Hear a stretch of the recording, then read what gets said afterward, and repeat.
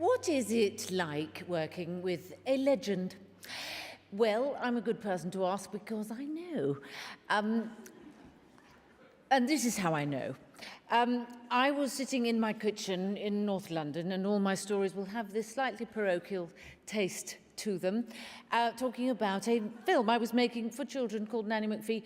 And someone said, "Oh, who's going to play the viol? Aunt Adelaide." And someone, I think it was our producer, said, well, of course, it would be wonderful to get Miss Angela Lansbury. And I said,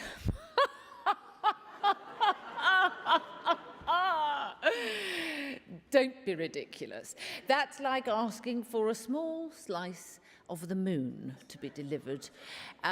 Let's move on. And we moved on, I think, to Peter O'Toole almost immediately. And anyway, we in the end, just out of, well, sheer audacity, sent the script and heard, much to our astonishment, that she was interested. And then, to our further astonishment, that she was on a plane and coming, and we all went into an immediate panic, did not know what to do or what to expect. And then she arrived. And one of the first things that happened was she came with me to my sister's house, a terraced house in North London, where we had a lunch for the children on Mother's Day. And she sat with us, and she sang bobbing along. And all the adults sat with great tears rolling down their cheeks. And all the children sat there as though they'd died and gone to heaven. And that was lunch buggered for the rest of our lives. Because as a lunch guest, she's kind of tentpole. My sister and I have staged entire musicals since then, and nothing has ever come up to scratch. She arrived on set, found me in my dressing room scrubbing at my teeth. I'm sure you all know how much trouble we have with them in my country. And she said, "What are you doing?" I said, "I'm trying to erase the tea stains from my..." Here, just here. It gathers just here. I don't know. I think it's because I strain the leaves through my teeth. She said, you have to use Vim. I said, really? Vim, ladies and gentlemen, is a scouring powder we use for toilets in my country. It worked. I have never looked back.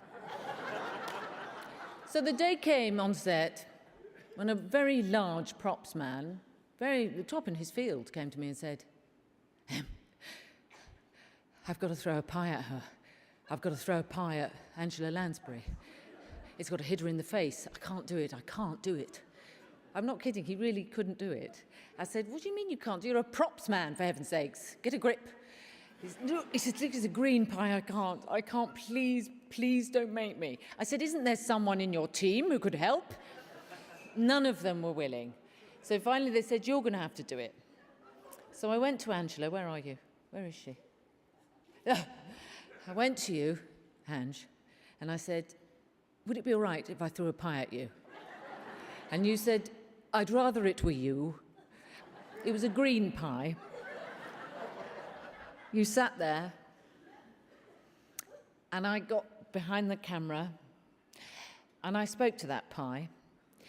I was like Obi-Wan Kenobi with Luke Skywalker.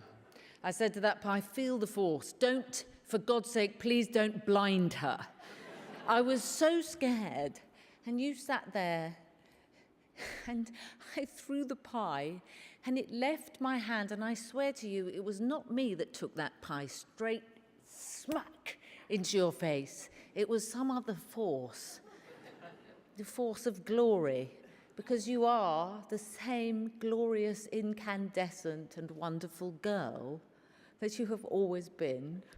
And you sat there with this pie rolling down your face and into your lap, and you burst out laughing, and you spent the rest of the afternoon throwing food at the rest of the cast. And that's why you are a legend and always will be. And why that little slice of moon came into our lives and is still and always will be shining.